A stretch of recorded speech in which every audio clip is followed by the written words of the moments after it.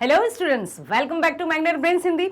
मैं लाली वर्मा एक बार फिर से आप सभी प्यारे प्यारे विद्यार्थियों का स्वागत करती हूं मैग्नेट ब्रेन्स हिंदी में। जी हाँ, मैग्नेट ब्रेन्स एक ऐसा प्लेटफॉर्म जो कक्षा 7वीं से 12वीं तक की ऑनलाइन स्कूल एजुकेशन के साथ साथ सभी प्रकार की प्रतियोगी परीक्षाओं के वीडियोस आप सभी होनहार कर्मठ विद्यार्थियों को 100% फ्री प्रोवाइड करता है। बिल्कुल सही सुना आपने।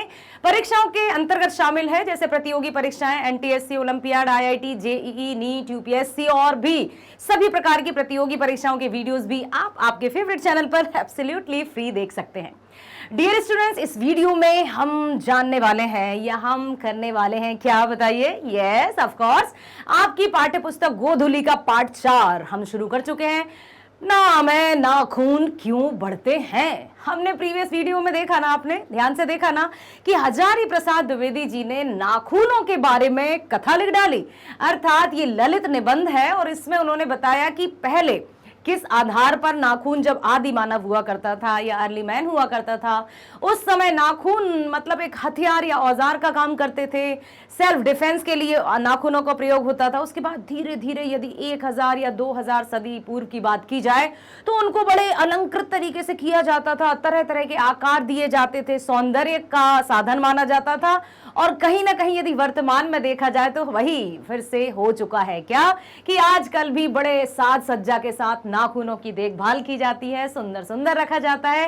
इसके साथ ही अब इस वीडियो में हम करेंगे इसी पाठ के बिहार बोर्ड सॉल्यूशंस। ठीक है, तो यहां पर आपकी पाठ्य पुस्तक के पीछे जो भी प्रश्न दिए हैं उन प्रश्नों को सबसे पहले हम पढ़ेंगे और पढ़ने के साथ ही साथ हर एक प्रश्न को ध्यान से समझेंगे, क्योंकि जब तक प्रश्न समझ में नहीं आता हम उत्तर तक नहीं पहुंच पाते। हमें ऐसा नहीं है कि हम प्रश्न पढ़ते रहें, बार बार आंसर पढ़ें, ये होता है, ये होता है, ऐसा होता है। इसलिए ठीक है, हमें प्रश्न के अर्थ को समझना होगा ताकि उत्तर को हम भली भांति समझकर और अपने शब्दों में परीक्षाओं में या टेस्ट जो भी होंगे उनमें अपने तरीके से उत्तर लिख सके। अब यहां पर एक प्रश्न मेरे दिमाग में आया जो कि आप लोगों द्वारा ही पूछा जाता है क्या कि मैम, जो आप लोग लिखवाते हैं क्या परीक्षा में वही उत्तर लिखें, हम अपने मन से उत्तर नहीं लिख सकते? अरे भाई, मन से, दिमाग से, हाथ से, कलम से, सबसे लिख सकते हो, बशर्ते कि शुरुआत और उसका अंत एकदम रिलेटेड हो जो भी प्रश्न में पूछा गया है। अब पता चलता है, मैंने कई बार ऐसा देखा है कि आंसर शुरू तो आप कर लेते हो, मतलब आप मीन्स जो भी विद्यार्थी पढ़ते हैं, ठीक है, तो अब शुरू कर लिया, अब उसको एंड नहीं करते बन रहा है। 2 नंबर का प्रश्न है और लिखे जा रहे हैं, लिखे जा रहे हैं उसको निबंध की तरह, तो अब क्या करें, समाप्त कहां करें, पता ही नहीं चलता। इसलिए first you have to construct answer in your mind. ठीक है, सबसे पहले हमें अपने मस्तिष्क में उत्तर का निर्माण करना होगा जिससे भली भांति शुरुआत और जो अंत है वो हम स्ट्रक्चर्ड रूप से कर लें तो बिल्कुल आप प्रश्न को समझकर उत्तर अपने शब्दों में लिख सकते हैं। ठीक है, आइए देखते हैं। एक बार फिर से मैं आप सभी का मैग्नेट ब्रेन्स हिंदी में स्वागत करती हूं और हम चलते हैं पहले प्रश्न की ओर। ठीक है, लिखा है नाखून क्यों बढ़ते हैं। यह प्रश्न लेखक के आगे कैसे उपस्थित हुआ?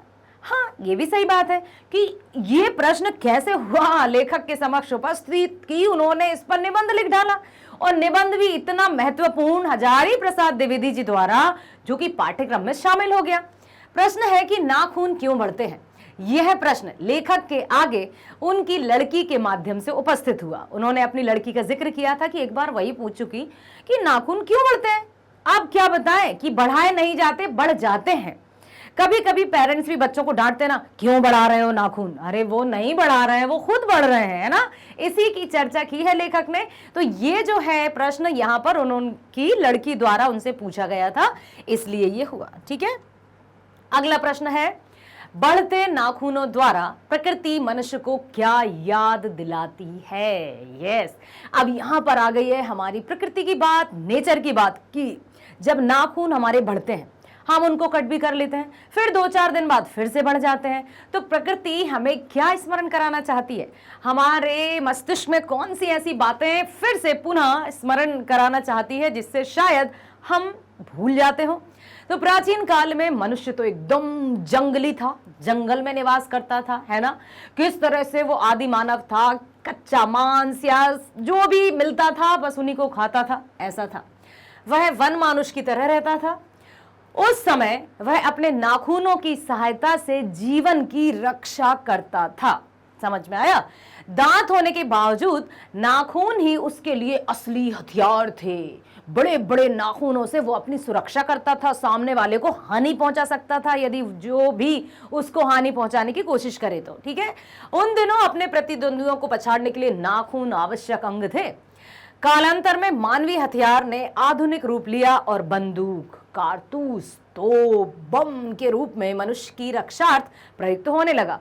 नखधर मनुष्य अत्याधुनिक हथियार पर भरोसा करके आगे की ओर चल पड़ा है और उसके नाखून अब भी बढ़ रहे हैं। ये भी सही बात है कि पहले हथियार औजार नहीं थे, इसलिए नाखून बढ़ते थे तो उनकी आवश्यकता होती थी, लेकिन अब तो तरह तरह के हथियार औजार, यहां तक कि एटम बम तक निर्माण हो गया है। फिर नाखून क्यों बढ़ते हैं भाई? अपने आप बंद हो जाए। जैसे हम हमारे पूर्वज बंदरों को मानते हैं ना, पूंछ थी ना, अब कहां है पूंछ? लुप्त, गायब हो गई, तो फिर नाखून भी नहीं बढ़ते, कुछ ऐसा हो जाता। प्रश्न तो बिल्कुल आपके मस्तिष्क में ये आ रहा होगा। तो यहां पर यही है कि बढ़ते नाखूनों द्वारा प्रकृति मनुष्य को याद दिलाती है कि तुम भीतर वाले अस्त्र से अब भी वंचित नहीं हो। ठीक है, तुम्हारे नाखूनों को भुलाया नहीं जा सकता। तुम वही प्राचीनतम नाखून एवं दंत पर आधारित रहने वाले जीव हो। पशु की समानता तुम में अब भी विद्यमान है। ठीक है, अर्थात नाखूनों को पशुता का उदाहरण दिया है, या नाखूनों को पशुता की उपमा दी है कि मनुष्य के अंदर जैसे जंगली मनुष्य रहा करता था ना, वन मनुष्य, तो वो अपने नाखूनों से अपनी रक्षा करता था या दूसरों को नुकसान भी पहुंचा था, हथियार या अस्त्र के रूप में नाखूनों का यूज करता था। पौराणिक कथाओं में देखा होगा आपने, टीवी या सीरियल्स में देखा होगा किस तरह से राक्षस आते थे, बड़े बड़े दांत और नाखून, देख कर ही डर जाती थी जनता में, हाहाकार मच जाता था। तो प्रकृति हमें यही याद दिलाती है कि अभी भी आप वही हो, भले ही अपने रंग रूप को संवार लो, सुधार लो, सौंदर्य प्रसाधनों का यूज कर लो, लेकिन अभी भी वही मनुष्य हो, क्योंकि अभी आपके नाखूनों ने बढ़ना प्रकृति के अनुसार बंद नहीं किया है। ठीक है, आया समझ में? इस प्रकार से हम लिख सकते हैं कि प्रकृति ने बढ़ते हुए नाखूनों को हमें याद दिलाने के लिए कि नाखून क्यों बढ़ रहे हैं, वो हमेशा हमें स्मरण कराती रहती है। अगले प्रश्न की तरफ चलते हैं। प्रश्न है, लेखक द्वारा नाखूनों को अस्त्र के रूप में देखना कहां तक संगत है? लेखक ने ये देखा इतिहास के माध्यम से, इतिहास की सहायता से, कि हाँ, पहले जो आदि मानव हुआ करता था वो अपनी रक्षा करता था, धीरे धीरे फिर उसे आभास होता गया, समय परिवर्तित होता गया, फिर हड्डियों से औजार बनाने लगा, हड्डियों को घिस घिस कर जैसे भाला बनाने लगा, फिर उनसे जानवरों को मारने लगा। उसके बाद धीरे धीरे धीरे लकड़ी के औजार हथियार बनाने लगा, पैना करके उसको एकदम नुकीला करके, और एडवांस्ड होता गया। और अब आप देख सकते हैं कि हम लोग कैसे हैं, किस तरह से अपने आप को सुरक्षित रखते हैं, संवारते हैं, सुंदर रखते हैं, ये सब आप भली भांति जानते हैं। तो अब यहां पर बात की जा रही कि कुछ लाख वर्षों पहले मनुष्य जब जंगली था तो उसे नाखून की जरूरत थी। वन मानुष के समान मनुष्य के लिए नाखून अस्त्र था। क्यों? क्योंकि आत्मरक्षा एवं भोजन हेतु नख मतलब नाखून की बहुत अधिक आवश्यकता थी, महत्व था। उन दिनों प्रतिद्वंदियों को पछाड़ने के लिए नाखून एक बहुत ही आवश्यक अंग था। जो भी प्रतिद्वंदी थे या शत्रु थे, उनसे रक्षा करने के लिए नाखून एक बहुत बड़ा औजार था। असल में वही उसके अस्त्र थे। आज के बदलते परिवेश में, परिवर्तित समय में, इस आधुनिकता के दौर में, सभ्यता के विकास के साथ साथ अस्त्र के रूप में इसकी आवश्यकता नहीं समझी जाती। अब नाखूनों को अस्त्र नहीं समझाता। यदि कभी मान लीजिए किसी को नाखून की खरोच भी लग जाए तो कहते हैं देखो कैसे तुम क्या खरोच मार दी, जबकि नाखून दो औजार का रूप थे पहले, यदि देखा जाए तो। इसलिए समयानुसार अपने अस्त्र में भी परिवर्तन कर लिया है। ठीक है, अब मनुष्य पशु के समान भी जीवन यापन नहीं करके आगे बढ़ गया है और समयानुसार अपने अस्त्र में परिवर्तन कर लिया है। प्राचीन समय के लिए अस्त्र कहा जाना उपयुक्त था, उपयुक्त है कि हाँ, प्राचीन समय में नाखून औजार थे या अस्त्र थे, परंतु वर्तमान परिप्रेक्ष्य में देखा जाए तो अब ऐसा नहीं है। ठीक है, ये तर्क संगत है, लेकिन आज यह मानवीय अस्त्र के रूप में बिल्कुल भी प्रयुक्त नहीं है, क्योंकि अब मनुष्य सिर्फ और सिर्फ अपनी देखरेख, सौंदर्य या अलंकृत करने के लिए नाखूनों का प्रयोग करता है। कहीं भी ये नहीं कहते कि यदि लड़ाई हुई तो मैं नाखूनों से तुम्हारी ऐसा नुकसान पहुंचा दूंगा या अपनी रक्षा करने के लिए, ठीक है, क्योंकि धीरे धीरे समय परिवर्तित होता गया और परिवर्तन आते गए। Okay, clear? तो इस तरह से हम लिख सकते हैं कि अब नाखूनों को अस्त्र के रूप में देखना तर्कसंगत है या नहीं है। ठीक है, अब हमने चर्चा कर ली है। अगला प्रश्न है, मनुष्य बार बार नाखूनों को क्यों काटता है? बताओ, आप बताओ कि बार बार हम मनुष्य है ना, नाखूनों को क्यों काटते हैं? अब आप कह रहे होंगे क्योंकि बढ़ नहीं जाएंगे बहुत, तो बढ़ने दीजिए ना, प्रकृति का ही तो काम है। फिर हमें परेशानी होगी क्या बढ़े हुए नाखूनों से? हाँ, कैसी परेशानी होगी? चलिए देख लेते हैं।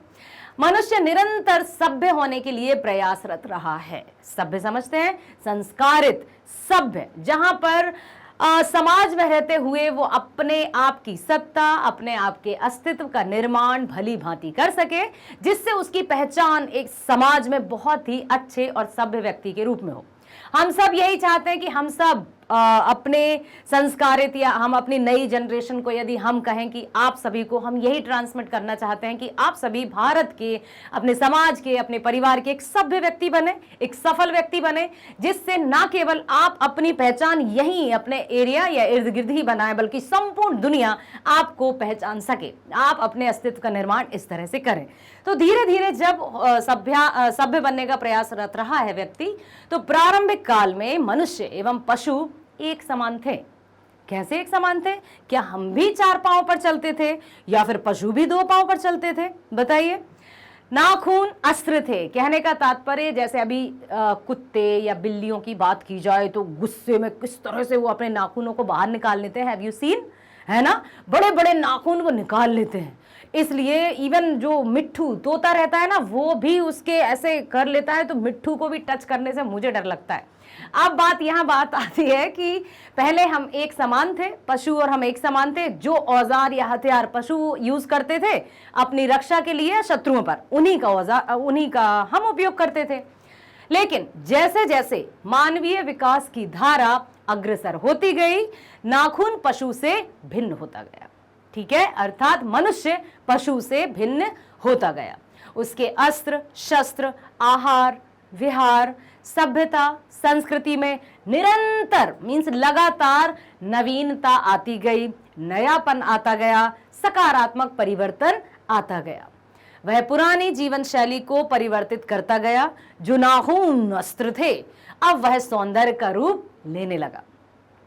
साथ ही साथ इसमें नयापन लाने, इसे संवारने एवं पशु से भिन्न या पशु से अलग दिखने हेतु नाखूनों को मनुष्य काट लेता है। ठीक है, अब वह प्राचीनतम पशुवत मानव को भूल जाना चाहता है और नाखूनों को सुंदर ही देखना चाहता है। इसलिए लिखा है कि हम बार बार अब नाखूनों को काट लेते हैं, क्योंकि पशु और मनुष्य अब टोटली बिल्कुल भिन्न हो चुका है। पहले मनुष्यों और पशुओं में बहुत समानता थी, बट अब धीरे धीरे मनुष्य अपने आप को सभ्यता की ओर ले जा रहा है और नाखून केवल और केवल सुंदरता के लिए ही हो गए हैं। अगला प्रश्न है, सुकुमार विनोदों के लिए नाखून को उपयोग में लाना मनुष्य ने कैसे शुरू किया? लेखक ने इस निबंध में क्या बताया है? फिर वही बात, क्या है? प्रश्न को समझिए ध्यान से कि सुकुमार विनोदों के लिए नाखून को उपयोग में लाना मनुष्य ने कैसे शुरू किया। अब धीरे धीरे आदि मानव, ठीक है, उसके बाद 1000-2000 सदी मतलब वर्ष ईसा पूर्व यदि देखा जाए तो यहाँ पर उन्होंने उसकी बात की है ना कि वात्स्यायन द्वारा जो भी लेख थे या जो समय था, उसमें अपने अपने नाखूनों को बड़ा सुंदर रखने का चलन था। 1000-2000 वर्ष पुरानी बात कर रही हूं मैं, तब भी नाखूनों को सुंदर रखने का प्रचलन शुरू हो गया था। कहीं चंद्राकार रखते थे तो कहीं ट्रायंगल शेप में रखते थे, मतलब नाखून सुंदर दिखना चाहिए, ये बहुत पहले से स्टार्ट हो चुका था। लेखक ने कहा है कि पशुवत मानव धीरे धीरे विकसित हुआ, सभ्य बना, पशुता की पहचान को कायम रखने वाले नाखून को काटने की प्रवृत्ति उसने पनपी और यही प्रवृत्ति कलात्मक रूप लेने लगी। पहले उसको क्या लगा कि नहीं, अपने आप ही। अब किसने सोचा होगा कि हमें नाखून काटना चाहिए, क्योंकि पहले तो नाखून बढ़ाए जाते थे। धीरे धीरे जब काटने का दिमाग में आया होगा, फिर उनको शेप या आकार देने की बात आई होगी। जब आकार या शेप में कट गए तो उनको किस तरह से सुंदर और संवारा जाए वो मस्तिष्क में आया होगा। इसीलिए तो कहा गया है कि वो सभ्यता की ओर आगे धीरे धीरे धीरे बढ़ता गया। ठीक है, और कलात्मक मतलब समझते ना, क्रिएटिविटी के साथ उसने सुंदर सुंदर नाखून अपने रखने लगा।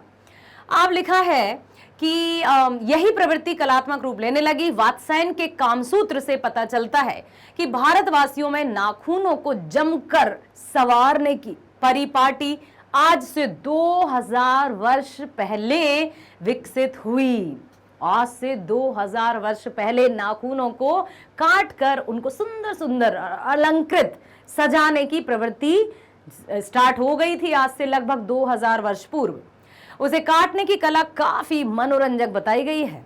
त्रिकोण, वर्तुलाकार, चंद्राकार, तंदुल आदि विविध आकृतियों के नाखून उन दिनों विलासी नागरिकों के मनोविनोद का साधन बना। ठीक है, मनोविनोद मीन्स अपने आप में एकदम मस्त तरीके से रहना और अपना जीवन यापन अपने तरीके से करना, मनोरंजन तरीके से करना। तो यहां पर नाखूनों में भी अहम भूमिका निभाई। आया समझ में? ओके, चलें आगे। लिखा है अपनी अपनी रुचि के अनुसार किसी ने नाखून को कलात्मक ढंग से काटना पसंद किया तो किसी ने बढ़ाना भी पसंद किया। ऐसा नहीं कि सबको बस उसी शेप में काटने थे या काटते रहने थे। किसी को लगा कि नहीं, थोड़ा सा बड़ा होना चाहिए शेप या उसका साइज, तो बढ़ाना भी शुरू हुआ। किसी ने अपने आधार पर त्रिकोण, चंद्राकार तरह तरह से उसके शेप से काटा। लेकिन लेखक ने बताया है कि वह भूलने की बात नहीं है कि ऐसी समस्त अधोगामनी प्रवृत्तियों को और नीचे खींचने वाली वस्तुओं को भारतवर्ष ने मनुष्योचित बनाया है। ठीक है, कि मनुष्यों ने जो भी सोच या प्रवृत्ति, क्योंकि हर एक मनुष्य की सोच समान नहीं होती है। सारे मनुष्य, सारे जीव जंतु, यदि मैं सिर्फ और सिर्फ मनुष्य जाति की बात करूं तो हर एक मनुष्य एक दूसरे से भिन्न है। किस तरह से? वाणी, विचार, रंग, रूप, कद, काठी, हर एक उसमें कितने अनगिनत लोग हैं ना, लेकिन फिर भी समझ में आ जाता है कि हाँ, ये राम है, ये श्याम है, ये सीता है, ये गीता है। क्लियर? कि नाम के आधार पर या कोई कितना भी समान क्यों ना हो, परंतु उसमें कुछ ना कुछ ऐसा डिफरेंट तो नजर आ जाता है कि वो एक दूसरे से अलग हो जाता है। इतनी बड़ी दुनिया में सब कुछ स्पष्ट रूप से कैसे दिखाई देता है? तो यहां पर लेखक यही कहना चाहते हैं कि ये भूलने की बात नहीं है कि ऐसी समस्त अधोगामी प्रवृत्तियों को और नीचे खींचने वाली वस्तुओं को भारत ने मनुष्योचित बनाया है। ठीक है, अगला प्रश्न है, नाखून बढ़ाना और उन्हें काटना कैसे मनुष्य की सहजात वृत्तियां हैं, इनका क्या अभिप्राय है? अब नाखून बढ़ाना किसी का शौक है तो किसी को अच्छा लगता है नाखूनों को काटना, किसी को बहुत सुंदरता के साथ अलंकृत करना नाखूनों को अच्छा लगता है, तो कोई सिंपल साधारण तरीके से आराम से साफ सुथरे नाखूनों को पसंद करता है। दूसरी तरफ यदि वात्स्यायन के ग्रंथ की बात की जाए तो वहां पर भी लगभग 2000 वर्ष पूर्व भी यहां पर नाखूनों की बात की गई थी। तो अब सुनिए, मानव शरीर में बहुत सी अनायास जन्य सहज वृत्तियां अंतर्निहित हैं। ठीक है, जैसे दीर्घकालीन आवश्यकता बनकर मानव शरीर में विद्यमान रही सहज वृत्तियां ऐसे गुण हैं जो अनायास ही अनजाने में अपने आप काम करती हैं। बिल्कुल, नाखून का बढ़ना उनमें से एक है। चाहे हम चाहें या ना चाहें, नाखून तो बढ़ेंगे। हम ये नहीं सोचेंगे इस महीने अब मेरे नाखून नहीं बढ़ना चाहिए, हमने ऑर्डर दे दिया और हमारा ऑर्डर मान लिया गया। नहीं, कुछ ऐसे कार्य हैं जो प्रकृति ने अपने अकॉर्डिंग किए हैं, परमात्मा ने या ऊपर वाले ने, जिसने भी हमारी रचना की है, कि उसके आधार पर कुछ कार्य, कुछ वृत्तियां, कुछ ऐसी बातें हैं जो अनायास ही होती हैं, जिन पर हमारा कोई नियंत्रण नहीं है और ना ही हम कर सकते हैं। लेकिन हाँ, इतना जरूर है कि उनको सुगठित या सुंदर तरीके से रखने के लिए हमें बुद्धि दी है।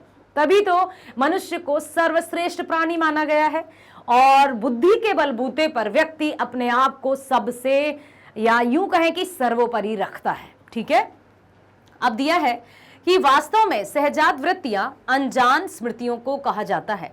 नख बढ़ाने की सहजात वृत्ति मनुष्य में निहित पशुत्व का प्रमाण है। पशुत्व का प्रमाण क्यों कहा? क्योंकि पार्श्विक प्रवृत्ति थी, या यूं कहा जाए कि वर्तमान युग में भी आज मनुष्यों को पहचानना मुश्किल है। पहले राक्षस हुआ करते थे, देवता हुआ करते थे, ठीक है। पहले राक्षसों को दूर से देखकर समझ में आ जाता था कि ये बहुत बड़ा सा राक्षस है और जनता हाहाकार करते हुए भाग जाती थी। लेकिन आज किसके मन में राक्षस है, किसके मन में राम है, किसके मन में रावण है, ये पहचानना मुश्किल हो गया। किसके चेहरे के पीछे क्या छुप गया है या छुपा हुआ है, ये पहचानना मुश्किल हो गया है। कैसे? क्योंकि बहुरूप व्यक्ति ने धारण कर लिया है। कई मुखौटे, कई चोले धारण करके व्यक्ति खुलेआम घूम रहा है। किसकी प्रवृत्ति मनुष्य की है या किसकी प्रवृत्ति कब पशु की भांति हो जाए, कहना मुश्किल है। इसलिए हमें अपने आप को बुद्धिमानी के साथ, क्योंकि मनुष्य बुद्धिमान प्राणी है, तो बहुत से सुमति और कुमति शब्द सुना होगा ना, कि जहां सुमति तह संपत्ति नाना और जहां कुमति तह विपत्ति निदाना। ठीक है, कि विनाश काले विपरीत बुद्धि, ये भी आपने अपने पूर्वजों से सुना होगा, यहाँ जरूर सुना होगा कि यहाँ पर यदि देखा जाए कि सद्बुद्धि और कुबुद्धि, सुविचार और कुविचार मनुष्यों की ही देन है। अब क्या हमें करना है, कौन सी तरफ हमें जाना है, इट्स डिपेंड्स ऑन अस। हमें पता है कि इसका परिणाम खतरनाक होगा, लेकिन हमें तो जाना है, होड़ में जाना है, क्योंकि वो जा रहा है ना, हमें इसलिए जाना है। लेकिन दूसरा रास्ता जो कि हमें टफ लग रहा है, मुश्किलें हैं, बाधाएं हैं, लेकिन हाँ परिणाम उसका अच्छा होगा, लेकिन हमें नहीं जाना। क्यों? क्योंकि वो मुश्किल है ना, इसलिए हमें मुश्किलों से अच्छा नहीं लगता, हम इजी वे अपनाएंगे।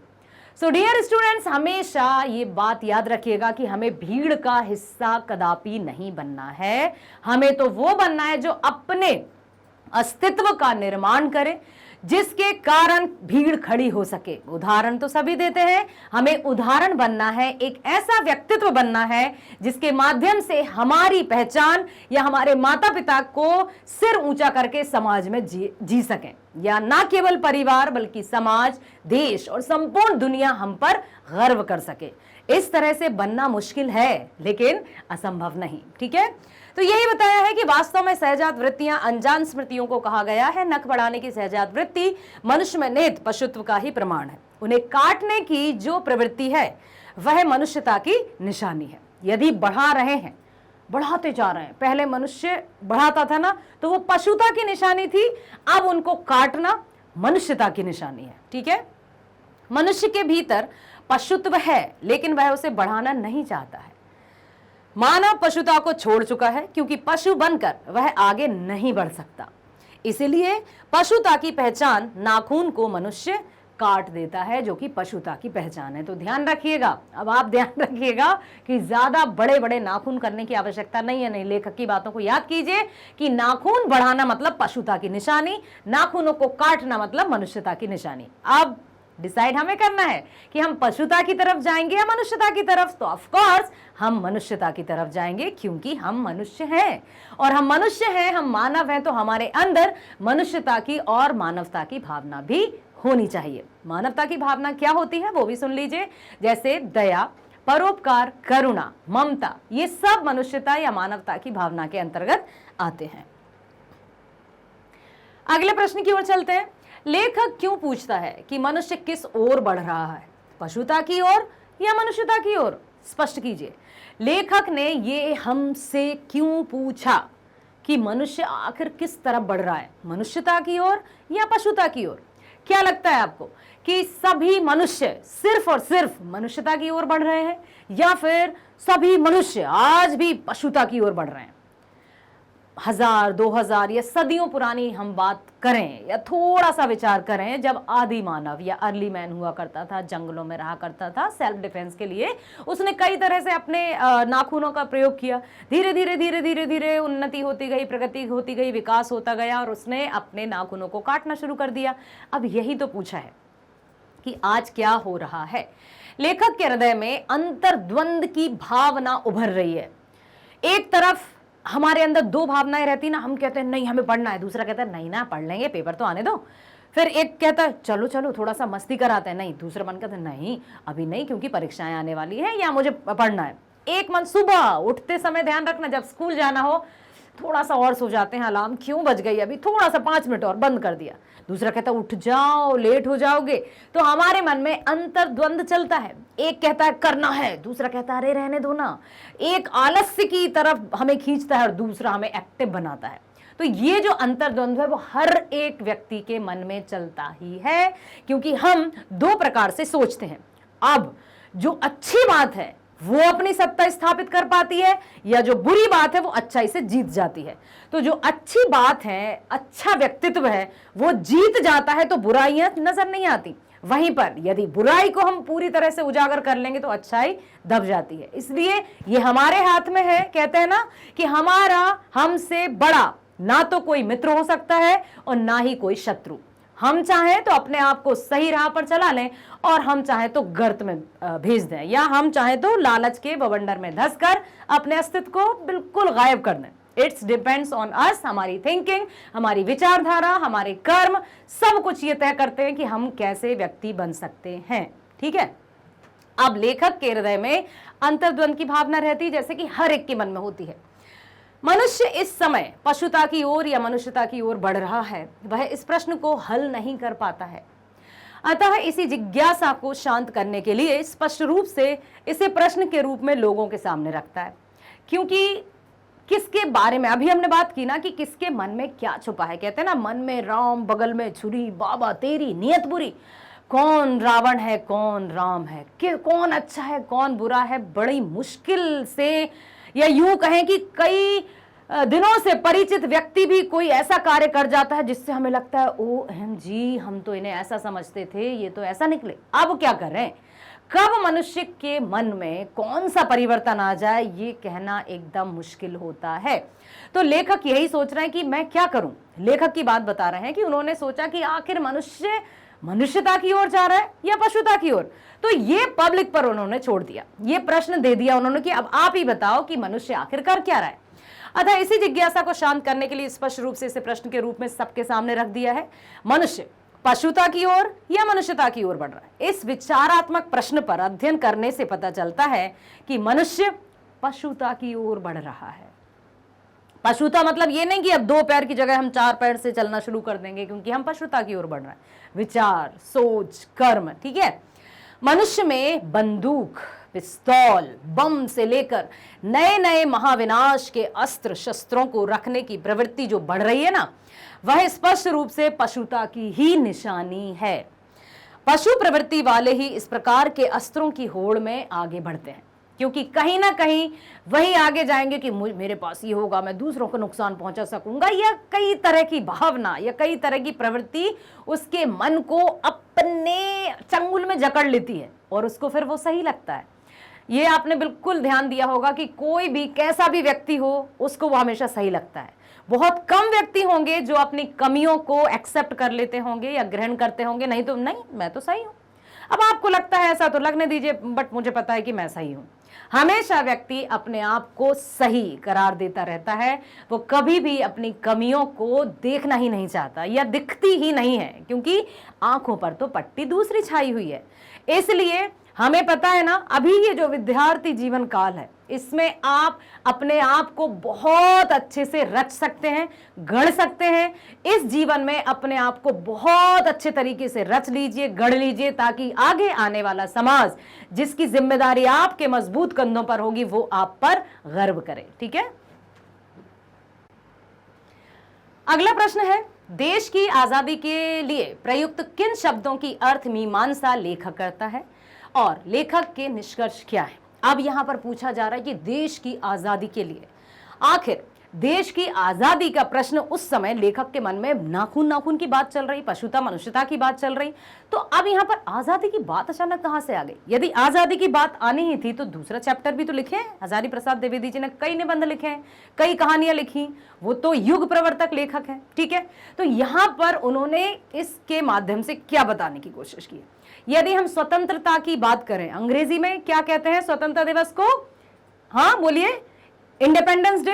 अब यहां पर स्वतंत्रता, स्वाधीनता, स्वमुक्ति, स्वामी सेल्फ, ठीक है, स्वानुशासन।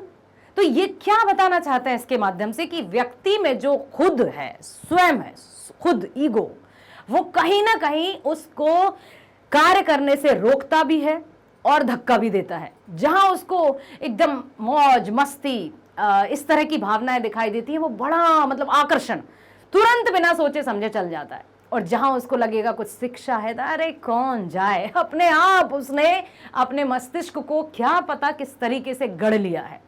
अब बात आती है लेखक के प्रश्न की कि देश की आजादी के लिए प्रयुक्त किन शब्दों की अर्थ मीमांसा लेखक करता है और लेखक के निष्कर्ष क्या है। देश की आजादी के लिए प्रयुक्त इंडिपेंडेंस शब्दों की अर्थ मीमांसा लेखक करते हैं। क्या? इंडिपेंडेंस का अर्थ है स्वाधीनता या किसी की अधीनता का अभाव, ठीक है, पर स्वाधीनता शब्द का अर्थ है अपने ही अधीन रहना। अंग्रेजी में कहना हो तो सेल्फ डिपेंडेंस कह सकते हैं, लेकिन लेखक का निष्कर्ष है कि स्व निर्धारित आत्मबंधन का फल है जो उसे चरितार्थता की ओर ले जाती है। मनुष्य की चरितार्थता प्रेम में है, त्याग में है, अपने को सबके मंगल के निशेष भाव से देखने में है। कुछ समझ आया? चलिए मैं बता देती हूं कि यहां पर लेखक ये कहना चाहते हैं कि जहां हम बात करें स्वाधीनता की, बात करें हम स्वतंत्रता की, बात करें हम अनुशासन की, हर एक जो शब्द अभी मैंने कहे, स्वतंत्रता हो, स्वाधीनता हो, ठीक है, या अनुशासन हो, तो ये स्वाधीनता मतलब खुद के अधीन, स्वतंत्रता मतलब स्वयं की तंत्र में जकड़े रहना। जब हम अपने ही अधीन है कि हमें जो करना होगा हम वही कर पाएंगे, मतलब हम दूसरों की बातों को सुनना नहीं चाहेंगे क्या? कहीं हमें कुछ शिक्षाप्रद बातें सुनाई दे रही हों या कहीं से कुछ ऐसी अच्छी जो सीख हमें दे रही हो, क्या हम उनको नहीं सुनेंगे? क्या हमारे जीवन में आइडियल पर्सन या आदर्श व्यक्तियों का अनुसरण नहीं करेंगे? हम अवश्य करेंगे। स्वतंत्रता का या स्वाधीनता का अर्थ ये कदापि नहीं है कि हम सिर्फ और सिर्फ खुद की सुनेंगे।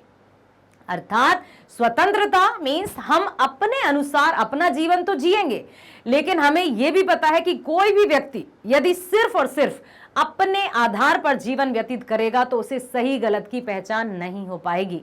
तभी तो व्यक्ति जो है सामाजिक प्राणी है, ठीक है। अब यदि कोई कहो ना मुझे किसी की जरूरत नहीं है, मैं अकेला रह सकता हूं, अरे बिल्कुल नहीं रह सकते भाई। सुबह उठते हो ना, तब से लेकर रात के सोने तक हम दूसरों पर डिपेंडेंट रहते हैं। सुबह उठे, ब्रश किया, मंजन ब्रश कहां से आया बताइए? कंगा बंगा ये कहां से आया? कपड़े हमारे कहां से आए? जिस घर में हम रहते हैं वो क्या हमने निर्मित किया? नो। इट मींस कि हर एक व्यक्ति एक दूसरे पर डिपेंडेंट है और हमेशा रहेगा। क्यों? क्योंकि मनुष्य एक सामाजिक प्राणी है। 1940 की बात है, एक साइंटिस्ट थे, थोड़ी सी मैं बात करना चाहूंगी यहां पर, याद आ गया है मुझे कि उन्होंने 1940 या फिर 1840, ओके, तो उन्होंने ये मतलब प्रूफ करना चाहा कि नहीं, मनुष्य उनके बहुत से जो इर्द गिर्द थे वहां का माहौल की ऐसा कुछ नहीं है। बच्चा कहीं भी जन्म लेगा, कहीं भी रहे, वो सीख जाएगा, बोलना, चलना, फिरना, जो भी सामाजिक रूल्स एंड रेगुलेशंस है वो अपने आप सीख जाएगा। लेकिन जो वो साइंटिस्ट थे, वैज्ञानिक थे, उन्होंने प्रूफ करने के लिए पता है क्या किया? अपने ही बच्ची जो कि जन्म के 1-2 दिन बाद ही उन्होंने एक केव या गुफा में डाल दिया। किसके साथ? एक लोमड़ी के साथ। ये रियल है और ये कल्पना नहीं है, कोई ऐसी कहानी नहीं है कि एक थी राजा एक थी रानी। ये वास्तविक है कि उन्होंने प्रैक्टिकल करने के लिए, लोगों को बताने के लिए कि हाँ, मनुष्य में सामाजिक आवश्यक है, मतलब सामाजिकता आवश्यक है। समाज में यदि प्राणी नहीं रहेगा तो वो कुछ नहीं सीखेगा। लेकिन लोग कहते थे ऐसा नहीं है, कहीं भी रहेगा व्यक्ति सीख लेगा। अब उन्होंने अपनी बच्ची को लोमड़ी के साथ एक गुफा में डाल दिया और वहां कहीं से छोटा मोटा होल कर दिया जिससे सांस या वायु आ जा सके और वो जीवित रह सके। कुछ महीनों बाद, आई थिंक 6 महीनों के बाद, जब गुफा का गेट खोला गया तो पता है क्या हुआ? लोमड़ी की तरह बच्ची भी 4 पैरों पर आते हुए झपट पड़ी, नाखून बड़े बड़े, और पूरी तरह से वो पाश्विक हो चुकी थी, पशु की भांति हो चुकी थी, और कुछ समय के बाद दोनों फिर मर भी गए थे। इट्स प्रूफ कि हाँ, मनुष्य में सामाजिकता तभी आएगी जब हम आसपास समाज में रहेंगे या समाज में रहेंगे, तभी हम कुछ सीखते हैं। अकेला कुछ नहीं है मनुष्य, ठीक है। जो हमारी पहचान है, जो हमारी आइडेंटिटी है या हमारी अस्मिता है या सेल्फ एस्टीम है, वो मनुष्यों के साथ रहने से आता है, समाज में रहने से आता है। तो अब ये हमें करना है कि जो मैं हूं, सपोज मैं लाली वर्मा, ठीक है, अब भाई लाली तो कई होंगी, हो सकता है लाली वर्मा भी कहीं हो। अब मेरी पहचान क्या है? मेरी पहचान सिर्फ मेरा नाम है? नो। क्या सिर्फ मेरा सरनेम है? नो। सब जो रह रहे हैं, हम जहां रह रहे हैं, मैं लाली वर्मा हूं, मैं हिंदी पढ़ाती हूं, मैं यहां रहती हूं तो मैं वहां रहती हूं, मेरा ये है तो मैं वहां की हूं, फिर देश विदेश ऐसा, फिर एट लास्ट जब हम विदेश में अपनी पहचान बताएंगे तो मैं भारतीय हूं, ठीक है। क्या हुआ कि हमारे मित्र, परिवार, जाति, धर्म, कर्म, सब कुछ हमारी पहचान का आधार है। इसलिए हम ये कभी नहीं कह सकते कि मैं तो मैं हूं भाई, मुझे किसी की जरूरत नहीं है। मनुष्य सामाजिक प्राणी है, समाज में रहते हुए ही वो सारे मूल्यों को प्राप्त करता है, तभी वो अपने जीवन को भली भांति जी सकता है। ओके, तो देश की आजादी के लिए प्रयुक्त इंडिपेंडेंस हमने देख लिया कि मनुष्य की चरितार्थ प्रेम में है, त्याग में है, अपने को सबके मंगल के निशेष भाव से देने में है। तभी हम मनुष्य कहलाएंगे जब हमारे मन में मानवता की भावना होगी, दया, प्रेम, करुणा। प्रेम की बात यहां मैं बता दूं, बहुत अच्छा एक शब्द आया कि प्रेम। अब प्रेम क्या है? सोचते हैं जो हमें अच्छा लग रहा है वो प्रेम है, जो वस्तु हमें अच्छी लगी हमें प्रेम है। नो, यहां पर मोह और प्रेम में अंतर थोड़ा सा बता दूं मैं कि मोह मीन्स आकर्षण और प्रेम मीन्स निस्वार्थ। ठीक है, अक्सर कोई व्यक्ति किसी को अच्छा लगा कहते हैं हम तो प्रेम करते हैं। अरे छोड़ो, प्रेम प्रेम नहीं है, ये आकर्षण है। और आकर्षण और प्रेम में एक सबसे बड़ा अंतर होता है कि प्रेम जीवन पर्यंत चलता है, ठीक है, और वहीं आकर्षण कुछ समय अवधि रहती है, कुछ महीने हो सकते हैं या कुछ वर्ष हो सकते हैं। जब उसकी चमक दमक या सुंदरता खत्म हुई, टाटा बाय बाय करके दूर चले जाते हैं। और प्रेम वहीं पर निस्वार्थ रहता है, जो जीवन पर्यंत चलता है, जैसे माता पिता का प्रेम। ठीक है, चलो आगे चलें। लेखक ने किस प्रसंग में कहा है कि बंदरिया मनुष्य का आदर्श नहीं बन सकती? लेखक का अभिप्राय स्पष्ट करिए। क्यों ऐसा कहा लेखक ने कि बंदरिया मनुष्य का आदर्श नहीं बन सकती, जबकि वो तो हमारे पूर्वज हैं बंदर। ये हम पढ़ते आ रहे हैं, इतिहास में भी आपने पढ़ा है ना। देखिए, लेखक कहते हैं कि मैं ऐसा तो नहीं मानता कि जो कुछ हमारा पुराना है, जो कुछ हमारा विशेष है, उससे हम चिपटे ही रहें या उसको ही मानते रहें या उसी में हम जकड़े रहें। ठीक है, पुराने का मोह शब्द भी आ गया, सब समय वांछनीय ही नहीं होता। मेरे बच्चे को गोद में दबाए रखने वाली बंदरिया मनुष्य का आदर्श नहीं बन सकती। जैसे आपने भी देखा होगा ना कि बंदरिया अपने बच्चे को हमेशा चिपकाए रहती है ना, बिल्कुल पूरे टाइम दौड़ेगी, पेड़ों पर छलांग लगाएगी, तब भी उसके बच्चे में मतलब गजब का वो पकड़े रहती है, जकड़े रहती है। लेखक महोदय जी का अभिप्राय है कि सब पुराने अच्छे नहीं होते या सब नए खराब नहीं होते, अर्थात भले लोग दोनों का जांच कर लेते हैं, जो हितकर होता है उसे ग्रहण करते हैं। तो यदि कोई ये कहता है कि अरे आज का ज़माना तो एकदम ख़राब है, अरे बिल्कुल सोशल मीडिया ने बच्चों को ख़राब कर दिया है, पहले तो ऐसा ज़माना था, तो ये कहना भी पूरी तरह से सही नहीं होगा। क्यों? क्योंकि पहले यदि 1000, 2000 या 5000 वर्ष पहले की बात की जाए, महाभारत कथा देखिए क्या था। यदि और पहले की बात की जाए, त्रेता युग की, श्री राम थे जब, तब की बात बताइए, अग्नि परीक्षा देनी पड़ी थी ना सीता जी को। क्या है आखिर, ये कुछ पहले भी अच्छाइयां भी थी, कमियां भी थी, ठीक वैसे ही आज भी अच्छाइयां भी हैं और कुछ बुराइयां भी हैं। तो फिर वही बात आ जाती है कि हम ही हैं जो हमारे सबसे अच्छे फ्रेंड हो सकते हैं, या हम ही हैं जो हमारे सबसे खराब या सबसे बड़े वाले शत्रु हो सकते हैं। हमें क्या ग्रहण करना है वो हम पर डिपेंड करता है। हम हर एक बात से, प्रकृति के कण कण से शिक्षा प्राप्त कर सकते हैं, बशर्ते कि हमें सीखने की प्रवृत्ति हो, है ना, कि क्या जो सही है उसको हम ग्रहण करते जाएं, जो नहीं है उसको ध्यान ही ना दें उसको। हमेशा हमारे मस्तिष्क में सकारात्मक विचारों को स्थान दें। यदि सकारात्मक विचार या पॉजिटिव थॉट्स नहीं रहेंगे तो नेगेटिव अपने आप अपना घर बना लेते हैं। जैसे यदि किसी खेत में कोई बीज बो दिया, गेहूं हो, मक्के, ज्वार, जो भी बोया जाता है वो बो दिया, तो फसल उसी की उगेगी। लेकिन यदि किसी वर्ष या किसी महीने में जब हम फसल बोते हैं किसान, और उस खेत को खाली छोड़ दिया जाएगा ना, तो क्या वो खेत एकदम प्लेन रहेगा, उसमें कुछ नहीं रहेगा? आंसर दो, उग जाएगा ना कुछ। क्या? अनवांटेड प्लांट्स, ऐसी खरपतवार, ऐसे जो अपने आप उखाड़ोगे तब भी उखड़ेंगे नहीं। आप समझ में आया क्या कह रही हूं मैं? कि अपने मस्तिष्क में सुविचारों को, अच्छे विचारों को, सद्विचारों को जगह दीजिए, ताकि कुविचार, बुरे विचार जगह ना बना पाए। जहां पर हमने सुविचारों को थोड़ा सा दूर रखा, कुविचार जल्दी से जल्दी हमारे मस्तिष्क पर कब्जा कर लेते हैं, और जो कब्जा कर लिया या घर बना लिया तो किसी को घर से निकालना तो बहुत मुश्किल होता है ना। इसलिए अपने मस्तिष्क में हमेशा अच्छे अच्छे विचारों को स्थान दें और सही बातों को ग्रहण करें, आदर्श व्यक्तियों का पालन करें। सद्विचार जैसे स्वामी विवेकानंद हुए, डॉक्टर APJ अब्दुल कलाम हुए, ऐसी कभी भी जब हमें लगे कि अब मैं क्या करूं, तो कुछ पढ़ने बैठ गए, अच्छी अच्छी बातों को याद कर लिया, ठीक है। ऐसे हमें अपना जीवन जीना है।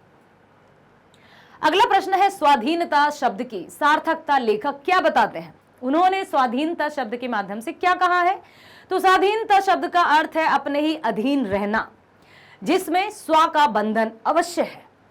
यह क्या संयोग की बात है, यह हमारी समूची परंपरा ही अनजाने में हमारी भाषा के द्वारा प्रकट होती रही है। समस्त वर्गों और समस्त जातियों का एक सामान्य आदर्श भी है स्व अस्तित्व, सेल्फ एस्टीम, ठीक है। अपने अस्तित्व का निर्माण कैसे करना है, स्वतंत्र कैसे रहना है, अनुशासित कैसे रहना है, सब कुछ हम पर निर्भर करता है। और विद्यालय एक वो स्थान रहता है, या ये जो विद्यार्थी जीवन काल है वो काल रहता है जो संपूर्ण जीवन हमें बहुत अच्छे से रख सकता है, बशर्ते कि हम विद्यालयी जीवन में अपने आप को सही तरीके से गढ़ लें, अपने आप का सही तरीके से निर्माण कर लें, ठीक है।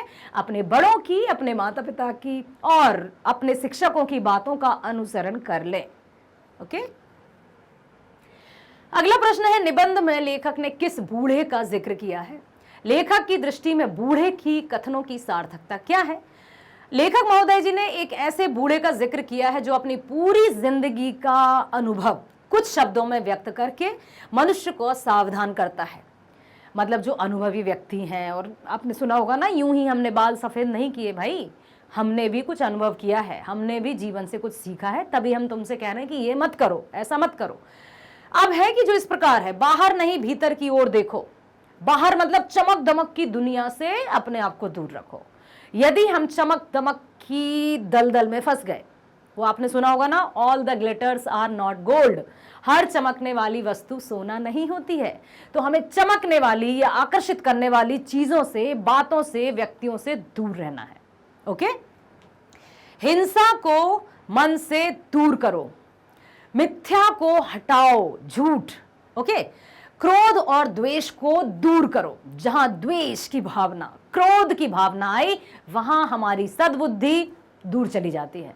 क्योंकि अच्छाई और बुराई क्या एक साथ रह सकती है? नहीं। कैसे? जैसे दिन और रात एक साथ नहीं रह सकते, सुबह और शाम एक साथ नहीं रह सकते, सुख और दुख एक साथ नहीं रह सकते, तो अच्छा और बुरा कैसे भला एक साथ रह सकता है? तो यदि हमारे मन में क्रोध उत्पन्न हो गया तो क्या खुशी आएगी हमारे पास? नहीं, क्योंकि वो तो एक दूसरे के बैरी है, शत्रु है। यदि हमारे मन में द्वेष समझते हैं, नफरत मतलब बदले की भावना, तो क्या हमारे मन में परोपकार की भावना आएगी? बिल्कुल नहीं आएगी। तो ये करता है कि हम इन सब चीजों से रहें दूर। हिंसा को मन से दूर करो, मिथ्या को हटाओ, क्रोध और द्वेष को दूर करो। लेखक के लिए, लोक के लिए, लोक मतलब जगत के लिए, कष्ट सहो कि हम दुनिया की भलाई करने के लिए, अभी मैंने जिस साइंटिस्ट की बात की थी, उन्होंने अपनी ही बच्ची को गुफा में कैद कर दिया था लोक हित के लिए, कि मानो सब कि हाँ समाज में या सामाजिकता या सोशलाइजेशन क्यों आवश्यक है, तो उन्होंने अपनी ही बच्ची की बलि चढ़ा दी ना लोक हित के लिए।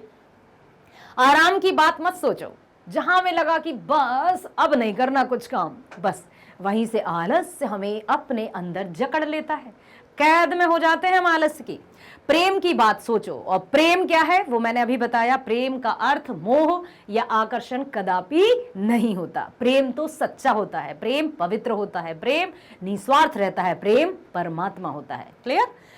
आत्मतोषण की बात सोचो, काम करने की बात सोचो। लेखक की दृष्टि में कथन पूर्णतः सार्थक है। ठीक है, यदि हम इस तरह से अपने जीवन को बिताएंगे तो आई प्रॉमिस, मेरी बात मानते हो ना, कि यदि हम इस तरह से अपने जीवन को बिताएंगे तो हमें परेशानियां आएंगी, क्योंकि जीवन है तो संघर्ष है, जीवन है तो मुश्किलें हैं, है ना। यदि हम इस तरह से अपने जीवन को बिताएंगे तो हम निश्चित 100% नहीं 1000% अपनी मंजिल को तो प्राप्त कर लेंगे, और एक सम्मान पूर्वक या सम्मानीय व्यक्ति की भांति समाज में अपना जीवन भी व्यतीत करेंगे ही करेंगे, इसमें कोई दो राय नहीं है। ओके। अगला प्रश्न है, मनुष्य की पूंछ की तरह उसके नाखून भी एक दिन झड़ जाएंगे। प्राणी शास्त्रियों के इस अनुमान से लेखक के मन में कैसी आशा जगती है? तो यहां पर दिया है, प्राणी शास्त्रियों का ऐसा अनुमान है कि एक दिन मनुष्य की पूंछ की तरह उसके नाखून भी झड़ जाएंगे, अर्थात धीरे धीरे धीरे धीरे धीरे नाखून का अस्तित्व समाप्त हो जाएगा। जैसे पूंछ नहीं है वैसे नाखून भी नहीं होंगे। इस तथ्य के आधार पर ही लेखक के मन में यह आशा जगती है कि भविष्य में मनुष्य के नाखूनों का बढ़ना बंद हो जाएगा और मनुष्य का आवश्यक अंग उसी प्रकार झड़ जाएगा जिस प्रकार उसकी पूंछ झड़ गई है, अर्थात मनुष्य पशुता को पूर्णतः त्याग कर पूर्ण रूपेण मानवता को प्राप्त कर लेगा। लेखक ने कहीं ना कहीं नाखूनों का बढ़ना पशुता की ओर कहा है कि नाखून पशुता, क्योंकि पशु की भांति पहले जीवन यापन किया है मनुष्य ने। अब बात अलग है कि अब नाखूनों का प्रयोग अलग अलग तरीके से किया जाता है। अगला प्रश्न है, सफलता और चरितार्थता शब्दों में लेखक अर्थ की भिन्नता किस प्रकार प्रतिपादित करता है कि सफलता क्या है, चरितार्थता क्या है। सुनो ध्यान से, बहुत बहुत बहुत बहुत महत्वपूर्ण प्रश्न है। सफलता और चरितार्थता में अंतर है। क्या अंतर है? मनुष्य मरणास्त्रों के संचयन से, बाह्य उपकरणों के बाहुल्य से उस वस्तु को भी पा सकता है जिसे उसने बड़े आडंबर के साथ सफलता नाम दे दिया है। ठीक है, मतलब अपने उससे कि मरणास्त्रों के संचयन या बाह्य उपकरण के बाहुल्य से, जो भी उपकरण है, बाहरी उपकरण है, उनको भी पा सकता है जिसने सफलता का नाम दे रखा है। परंतु मनुष्य की चरितार्थता प्रेम में है, मैत्री में है, अपने को सबके मंगल के लिए निशेष भाव से देने में है। ठीक है, नाखूनों को काट देना उस स्व निर्धारित आत्मबंधन का फल है जो उसे चरितार्थता की ओर ले जाती है। तो यहां पर सफलता और चरितार्थता में बहुत बड़ा अंतर बताया है। सफलता का मतलब यह नहीं कि चाहे जैसा भी हो मुझे तो सफल होना है, नो। यदि इस तरह की भावना आए ना कि चाहे कुछ भी हो जाए मुझे वो वस्तु चाहिए, कुछ भी हो जाए उसमें आप कुछ भी करोगे, सही हो गलत हो अच्छा हो बुरा हो, हम नहीं देखेंगे, हमें तो वो वस्तु चाहिए, तो ये सफलता नहीं होगी। हाँ, चरितार्थता बहुत है कि हम अपने चरित्र को पावन रखते हुए, मनुष्यता का पालन करते हुए उस वस्तु को प्राप्त करें और तब तक मेहनत करें अच्छे से ताकि हम उसको प्राप्त कर सकें। ठीक है, अब मान लीजिए एवरेस्ट पर बचेंद्री पाल की हम बात करें, वो गई, उन्होंने कितनी सारी मुश्किलें झेली, ये आपको भी बताया है ना। लोग मतलब उस समय कितने लोग गए थे, लेकिन कितने लोग रास्ते में प्राण भी त्याग चुके थे। उनके जो लीडर रहा करते थे उन्होंने कहा कि बचेंद्री यदि तुम चाहो तो वापस लौट सकती हो, लेकिन उन्होंने साफ कह दिया था नहीं, मैं यहाँ पर लौटने के लिए नहीं आई हूं, परिणाम जो भी हो मुझे जाना है।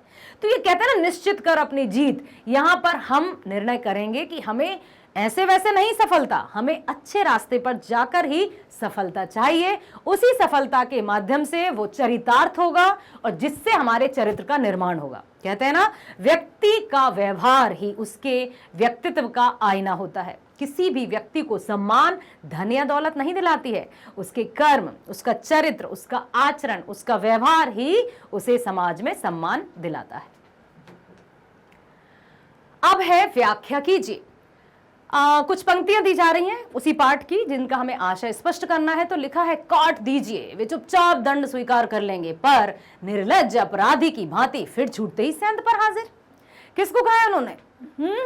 नाखूनों को। यस, प्रस्तुत पंक्तियां हमारी पाठ्य पुस्तक के नाखून क्यों पढ़ते हैं शीर्षक से ली गई हैं और इसका संदर्भ है जब लेखक की बिटिया नाखून बढ़ने का सवाल पूछती है। तब लेखक इस पर चिंतन मनन करने लगते हैं कि इस छोटे से सवाल के बीच ही यह पंक्ति भी विद्यमान है कि जो लेखक के चिंतन से उभर कर आई है। क्या? लेखक का मानना है कि नाखून ठीक वैसे ही बढ़ते हैं जैसे कोई अपराधी निर्लज्ज भाव से दंड स्वीकार के समय मौन तो लग जाता है कि ठीक है भाई, मैंने किया है और मैं अपनी उसमें कोई पछतावा नहीं है, दे रहा हो दंड दे दो। तो नाखूनों को भी उन्होंने निर्लज्ज कहा है। जैसे पुनः अपनी आदत या व्यसन को शुरू कर देता है और अपराध, चोरी करने लगता है। यह नाखून भी ठीक उसी अपराधी की तरह है। यह धीरे धीरे बढ़ता है, काट दिए जाने पर पुनः बेहया या निर्लज्ज की तरह बढ़ जाता है, लेकिन इसे तनिक भी लाज या शर्म नहीं आती। अपराधी की भी ठीक वैसी ही प्रवृत्ति और प्रकृति होती है। लेखक ने मनुष्य की पाश्विक प्रवृत्ति, पाश्विक समझ गए, पशु की भांति प्रवृत्ति की ओर ध्यान आकृष्ट किया है। वह बार बार सुधरने, सुकर्म करने की कसमें खाता है, वादा करता है, किंतु थोड़ी देर के बाद पुनः वही कर्म दोहराने लगता है। कहने का मूल भाव यह है कि वह विध्वंसक प्रकृति की ओर सहज अग्रसर होता है, जबकि वह निर्णयात्मक कार्यों में अपनी ऊर्जा और मेधा को लगा देता है। नेक्स्ट है, मैं मनुष्य के नाखून की ओर देखता हूं तो कभी कभी निराश हो जाता हूं। क्यों? मनुष्य के नाखूनों की ओर देखकर लेखक उदास या निराश क्यों हो जाते हैं? देखिए, जानते हैं। इन पंक्तियों में उन्होंने ये कहा है कि मनुष्य की बर्बरता से जुड़ा हुआ है। इस अपने निबंध में लेखक यह बताना चाहते हैं कि मनुष्य के नाखून उसकी भयंकरता के प्रतीक हैं। ठीक है, लेखक के मन में कभी कभी नाखून को देखकर निराशा उठती है, वह इस पर गंभीरता से चिंतन भी करने लगते हैं। क्या कारण है कि वो गंभीरता से चिंतन करने लगते हैं कि आशा है कि मनुष्य की बर्बरता कितनी भयंकर है कि वह अपने संहार में स्वयं लिप्त है। बम, ये तोप, इन सब का निर्माण करना, मतलब मनुष्य का इस कदर शत्रु बन गया कि उसे कुछ दिखाई नहीं दे रहा है। तो ये क्या है? पाश्विक प्रवृत्ति है ना। जैसे पशु जब लड़ते हैं तो उन्हें समझ में नहीं आता कि ये हमारा बेटा है या हमारी जाति का है, इसको क्यों मारो। उनमें बस वो राक्षसी प्रवृत्ति छा जाती है। तो मनुष्य भी तो यही कर रहा है, अपनी शत्रुता को निभाने के लिए किस हद तक गुजर जाता है उसे स्वयं नहीं पता है। जिसका उदाहरण हिरोशिमा पर बम बरसाना है। इससे कितनी धन जन की हानि हुई, संस्कृति का विनाश हुआ, अनुमान नहीं लगाया जा सकता। आज भी उसकी स्मृति से मन सिहर उठता है। तो यह है मनुष्य का पाश्विक स्वरूप। हिरोशिमा पर प्रसिद्ध कवि हीरानंद सच्चिदानंद वात्सायन अज्ञे जी ने हिरोशिमा कविता लिखी है, अपने ही सिलेबस में है, आगे हम पढ़ेंगे उसको। ठीक है, कि किस कदर से, आपने भी सुना होगा, सन 1945 की बात है शायद। ठीक है, उस समय कितना खतरनाक वहां का दृश्य था कि आज भी वो जो कविता पढ़े या उससे संबंधित कोई भी घटना के बारे में जब जिक्र करते हैं ना तो ऐसे सहर जाते हैं खतरनाक तरीके से। यही स्वरूप उसके नाखून की याद दिला देता है, उसकी भयंकरता, बर्बरता, पाश्विकता, अदूरदर्शिता, अमानवीयता, जिसे लेकर लेखक निराश उठते हैं और चिंतित उठते हैं। लेखक की दृष्टि में मनुष्य के नाखून भयंकर पाश्वी वृत्ति के जीते जागते उदाहरण है। मनुष्य की पशुता को जितनी बार काटने की कोशिश की जाए, वह फिर भी मरना नहीं चाहती। किसी न किसी नवीन रूप को धारण कर अपने विध्वंसक रूप को प्रदर्शित कर ही देती है।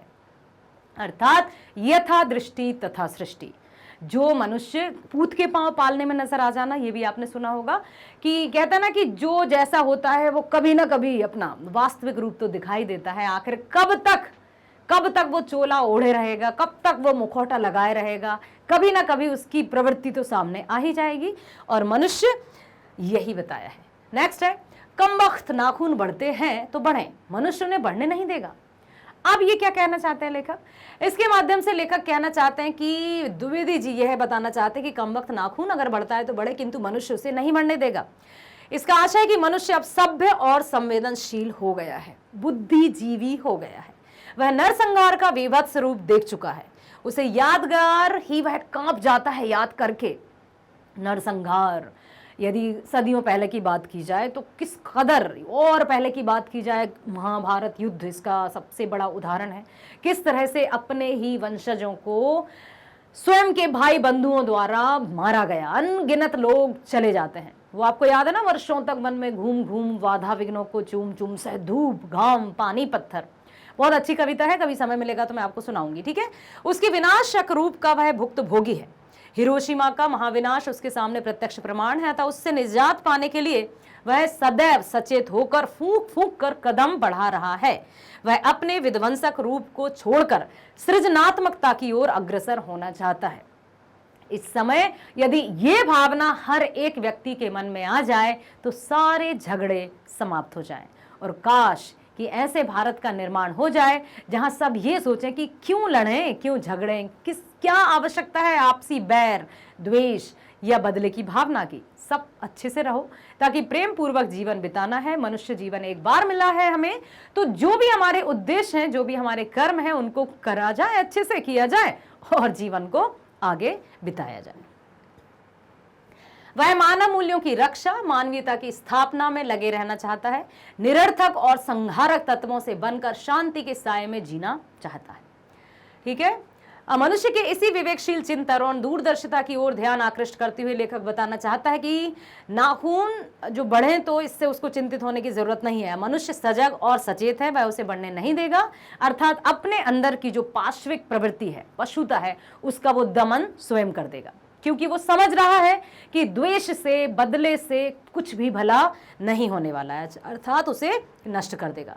कहने का भाव यह है कि वह क्रूरतम विध्वंसक रूप को त्याग देगा। ओके, वह हमेशा अच्छाई की ओर जाएगा, और यही ऐसा यदि करता रहा हर एक मनुष्य, तो ये दुनिया, ये सृष्टि बहुत अच्छे से चलती रहेगी, युगों युगों तक चलती रहेगी। नेक्स्ट है, लेखक की दृष्टि में हमारी संस्कृति की बड़ी भारी विशेषता क्या है? स्पष्ट कीजिए, संस्कृति की भारी विशेषता।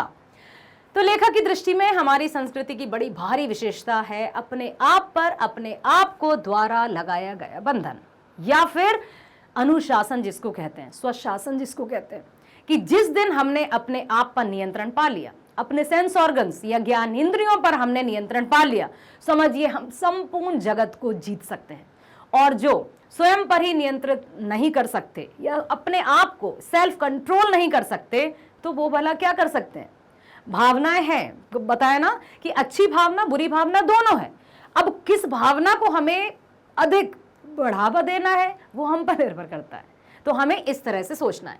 भारतीय चित्त जो आज की अनधीनता के रूप में न सोचकर स्वाधीनता के रूप में सोचता है, यह भारतीय संस्कृति की विशेषता का ही फल है। यह विशेषता हमारे दीर्घकालीन संस्कारों से आई है, इसलिए स्व के बंधन को आसानी से नहीं छोड़ा जा सकता और हमें अनुशासित रहना होगा।